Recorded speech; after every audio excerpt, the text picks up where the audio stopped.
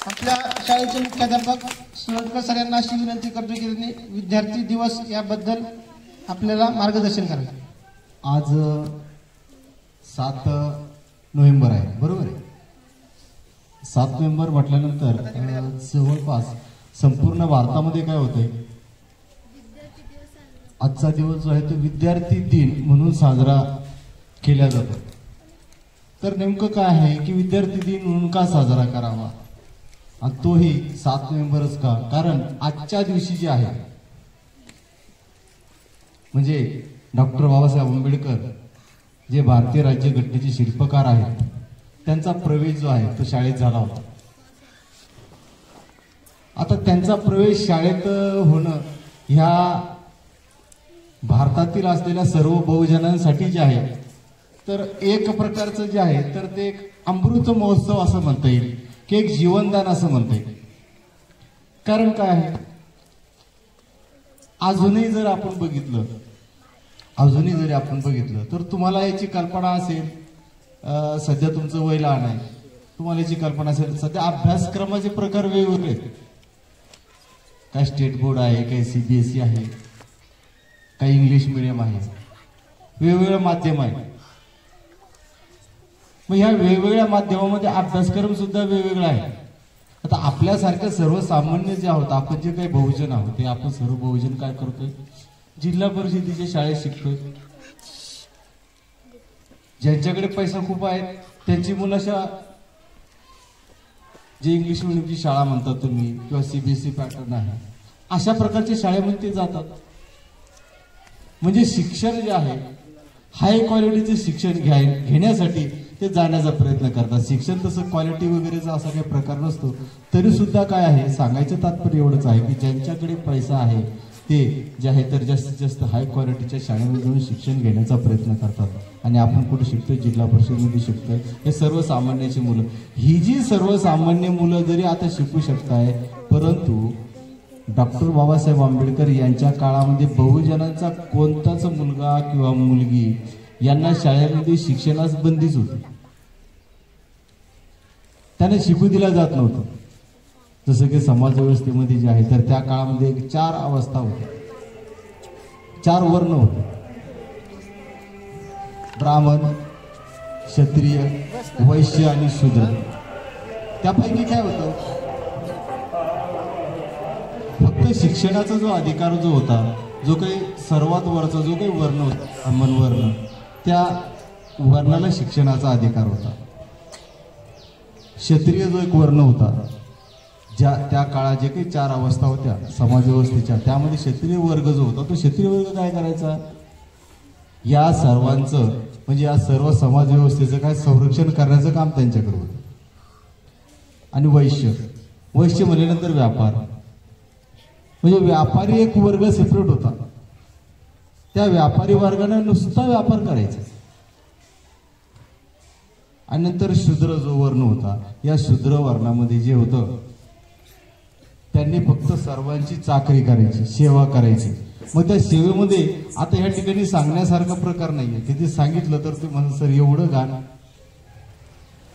म्हणजे मल विष्ठा वगैरे सुद्धा उचललं. मल म्हणजे काय, आपण जे सकाळ सकाळी 2 नंबर करतो ते उचलण्याचंही काम, मेलेले जनावर उचलण्याचं काम, सर्व चाकरी, सर्व प्रकारची सेवा करण्याचं जे काही काम होतं ते काम त्या काळातील जो शूद्र वर्ण होता त्यांना करावं लागायचं. आणि त्यामुळे त्यांना शूद्र समजल्या जात असल्या कारणाने त्यांना शिक्षणापासून वंचित ठेवून देण्यात आलेलं होतं. तसं एकच अधिकार कोणाला होता, मला मी सांगितलं कोणाला होता, ब्राह्मणांना. मग अशा व्यवस्थेमध्ये डॉक्टर बाबासाहेब आंबेडकरांना 7 नोव्हेंबर 1900 मध्ये जो पहिलीमध्ये जो काही प्रवेश मिळाला, तो प्रवेश आपल्या सर्वांसाठी जो आनंदाचा दिवस आहे असं मी का म्हणेन, कारण त्यांनी शिकून आता आपण जे काही न्याय, स्वातंत्र्य, समता आणि बंधुता ह्या ज्या विचारधारेने आपण जे जगतोय ना, आपण जे काही बोलतोय ना, हा बोलण्याचा अधिकार, हा शिक्षणाचा अधिकार, हा केवळ आणि केवळ भारतामध्ये डॉक्टर बाबासाहेब आंबेडकरांमुळेच आहे. कारण इतर कोणालाच अशा प्रकारचे अधिकार नव्हते. लक्षात ठेवा. मुलींना तर मी असं म्हणेल मुलींना किंवा स्त्रियांना आजकाल जेवढे अधिकार जे राईट्स आहेत ते केवळ आणि केवळ डॉक्टर बाबासाहेब आंबेडकर यांच्या लिहिलेल्या राज्यघटनेमुळे आहे, लक्षात ठेवा. कारण आपण काय करतोय, नुसतं दिवस साजरा करतोय, पुण्यतिथ्या साजऱ्या करतो, जन्मदिवस साजरा करतोय, उत्सव म्हणून साजरा करतोय. परंतु हे सर्व साजरे करत असताना एक लक्षात ठेवलं पाहिजे की त्यामागचा उद्देश काय, त्या लोकांनी केलेलं कार्य काय आहे. आपण ते सर्व कार्य जे आहे ते विसरून जातो आणि केवळ विभूती पूजा म्हणजे काय, नुसतं मूर्त्या हार तुरे वगैरे करणं, एन्जॉय करणं, या स्वरूपामध्ये काय झाली, सध्याच्या परिस्थितीला समाज व्यवस्थेची एक अवस्था तयार होऊन बसलेली. त्यामुळे आपल्याला एक लक्षात काय घ्यायचंय की डॉक्टर बाबासाहेब आंबेडकर ज्यावेळेस शाळेत गेले, फार ऐकण्यास म्हणजे लक्षपूर्वक ऐकणं गरजेचं आहे. कारण बघा, स्वप्न आहे, तुमच्याकडनं स्वप्न आहे की माझा मुलगा वकील झाला पाहिजे, इंजिनियर झाला पाहिजे, डॉक्टर झाला पाहिजे, कलेक्टर झाला पाहिजे, हा पोलीस फौजी काय ते तुमचं जे स्वप्न आहे त्यानुसार झाला पाहिजे. आणि मग हे स्वप्न पूर्ण करण्यासाठी तुम्ही एखाद्या अनाड्या माणसाला कलेक्टर करू शकत नाही, जे शिकलेले त्याला कलेक्टर करू शकत नाही. आणि मग त्याचं माध्यम काय आहे, तर ती शाळाच आहे ना. शाळेतूनच तुम्ही या सर्व काही गोष्टी प्राप्त करू शकता आणि या प्राप्त झाल्या म्हणजे तुमचं स्वप्न म्हणजे तुमच्या आईवडिलांचं स्वप्न तुम्ही पूर्ण करू शकता. मग यासाठी तुम्हाला शिकावं लागेल. तुम्ही या ठिकाणी येऊन खूप शिकलं पाहिजे, सगळं विसरलं पाहिजे. मी शाळेत आलोय, मला शिकायचंय, जे मला येत नाही ते मला मिळवायचंय. मी वारंवार प्रत्येक मुलाला सांगत असतो की प्रत्येक मुलगा हा हुशारच आहे, प्रत्येक मुलगा हा हुशारच आहे, फक्त तो काय करतोय, हिम्मत करत नाही. असं म्हणतात ना, हिम्मत ही मर्दा तो मदत आहे खुदा. लक्षात ठेवा. काय असं, तुम्ही जर हिम्मत केली ना, तुम्हाला सर्व मदत करायला तयार आहे, सर्व सांगायला तयार आहे. तुम्हाला हिम्मत करणंच गरजेचं आहे बस. आणि नेमकं काय करताय तुम्ही, सर याला येतंय, याला येत नाही, हिला येतंय, हिला येत नाही, सर्वांनाच येतंय असं म्हणा. ज्याला येत नाही त्याला मदत करा. डॉक्टर बाबासाहेब आंबेडकर हे अशा परिस्थितीत होते, अशा परिस्थितीतून शिकले आणि त्यांनी सर्वांसाठी केलंय ना. डॉक्टर बाबासाहेब आंबेडकरांचं सर्वचे सर्व जर माहिती सांगायचं, त्यांचं जवळपास म्हणजे सर्व बहुजनांच्या लेकरांसाठी, व्यक्तींसाठी, स्त्रिया पुरुषासाठी न्याय मिळावा म्हणून त्यांची कितीतरी आपत्ती, त्यांची जी काही मुलं आहेत, मुली आहेत, ते त्यांना त्यांच्याकडे बघण्यासाठी सुद्धा त्यांच्याकडे वेळ नव्हता, पैसा नव्हता. त्यांच्या मुलांकडे म्हणजे आजारी पडल्यानंतर त्यांना त्या मुलांचं दवाखान्यातून इलाज करण्याचं आणि मृत्यू झाल्यानंतर त्यांची जी काही दफनविधी वगैरे काही करण्याची जी वेळ असते ना, त्यावेळेचे त्यासाठी सुद्धा पैसे नव्हते. मग माता रमाईंना त्या जवळपास त्या मुलाला ते मेल्यानंतरचं जे आपण जे अंगावरती पांढरं वस्त्र वगैरे काही घेतोय ना वरती, तर ते नसताना मग माता रमाई त्यांच्या साडीचं पदर फाडून त्या मुलाला दफनविधीला नेण्याची अवस्था, म्हणजे एवढी कंडिशन त्या काळाची होती. म्हणजे फार बिकट अवस्था होती. डॉक्टर बाबासाहेब आंबेडकरजी ते शिकले, मोठे झाले आणि सर्वांना मोठा करण्याचा शिका, संघटित व्हा आणि संघर्ष करायचा जो मंत्र आहे तो दिलेला आहे. या मंत्राचा सर्वांनी, मला असं वाटतंय, वापर केला पाहिजे. कारण डॉक्टर बाबासाहेब आंबेडकर असं म्हणतात, तिच्या भाषेत मला बोलतात नाही, कारण काय म्हणते, जो वाघिणीचं दूध पितो गुरगुरल्याशिवाय राहणार नाही, तसंच जे शिक्षण, जो शिक्षण घेईल तो गुरगुरल्याशिवाय राहत नाही. लक्षात ठेवा. कारण शिक्षकाने जे म्हणजे शिक्षणाने जे मस्तक आहे ते काय होतं, ते मस्तक असं सुदृढ होतं आणि सुदृढ झालेलं मस्तक हे कोणापुढे दस्तक होत नाही, की नतमस्तक होत नसतं, झुकत नसतं. कारण ज्ञानालाच किंमत आहे आणि ज्ञान मिळवण्याचं काम आपण या ज्ञान मंदिरात नियमितपणे घेतलं पाहिजे. आपण या ठिकाणी आल्यानंतर फक्त मला शिकायचंय, फक्त मला शिकायचंय आणि फक्त मला शिकायचंच आहे, या व्यतिरिक्त मला काही करायचं नाही. मला माझा, तुम्हाला जर समजा तुम्ही खरंच जर ही मुलं तुम्ही सर्व जर तुमच्या आई वडिलांवरती जर प्रेम करत असाल, मला असं म्हणायचंय, किती जण तुमच्या आई वडिलांवरती प्रेम करता बरं? सगळ्यांना किती जणांना त्यांना असं वाटतं की माझ्या आई वडिलांना सुखात ठेवायचंय? तुम्हाला सर्वांना वाटतंय? हिने 2 हात वरती गेले म्हणजे आईला पण करते आणि वडिलाला मी प्रेम करते. ओके, चला, दोघालाही प्रेम करता ना?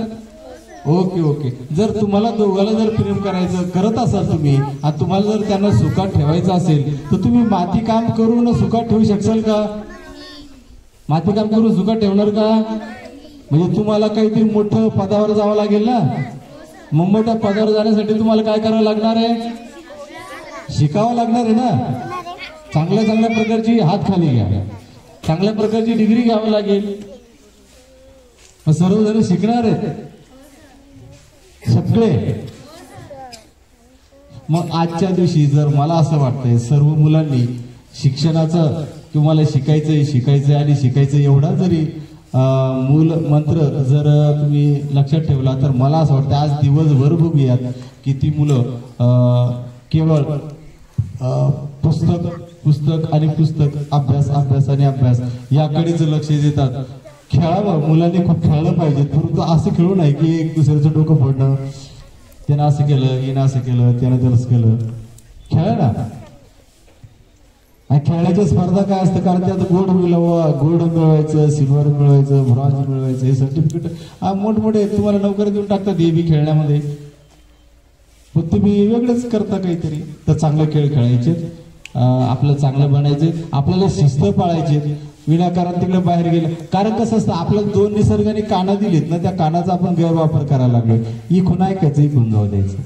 नळी फुंकुले सोनारे इकडून तिकडे गेले. शिकवणचा घ्या, राजकीय घ्या, सामाजिक घ्या, वैद्यकीय घ्या, वैज्ञानिक घ्या, सगळ्या विषयावरती डॉक्टर बाबासाहेब आंबेडकरांचं लिखाण आहे, ज्ञान आहे. लक्षात ठेवा. म्हणजे ते जेव्हा अभ्यासाला बसेल तेव्हा त्यांना जेवणाचं म्हणजे मला जेवायचंय, मला हे करायचंय, मग याच्याकडे लक्ष नसायचं त्यांचं काही. तसंच तुम्ही घरी पण गेलं पाहिजे. ए मम्मी, ए पप्पा, मला काय करायचं, मला जेवू द्या मम्मी नंतर, मला अभ्यास करू द्या मम्मी नंतर जेवेल. आपलं तसं नाही, आपलं उलट आहे, मला भूक लागली मी नंतर. मोठं व्हायचं असेल ना, या सगळ्या गोष्टी त्यागाव्या लागतील. जे मोह आहे, जी माया आहे ते टाळावं लागतं. मोठं व्हायचं असेल तर याच वयात केवळ, आणि वय तेच आहे.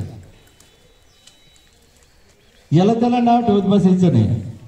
तो याचा, हा त्याचा, तो त्याचा, सगळे आपलेच, सगळे आपलेच आहेत. डॉक्टर बाबासाहेब आंबेडकरांनी जर हा, तो, ते, हे असं जर मांडलं असतं तर सर्वांसाठी केलं नसतं.